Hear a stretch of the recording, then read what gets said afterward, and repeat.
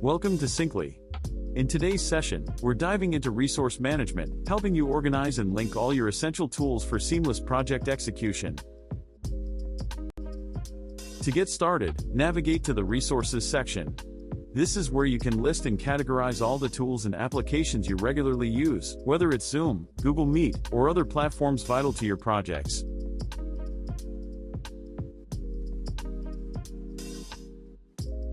When adding a new resource, specify its type, such as a website, software, or app. This categorization helps keep everything organized and easily accessible whenever you need it.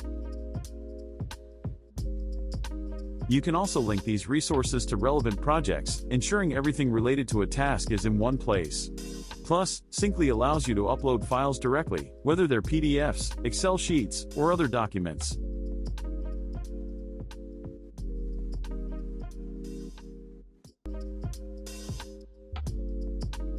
With all your resources neatly organized and linked to the right projects, Syncly helps you maintain a streamlined workflow.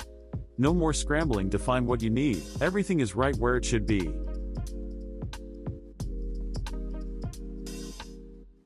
Thanks for watching.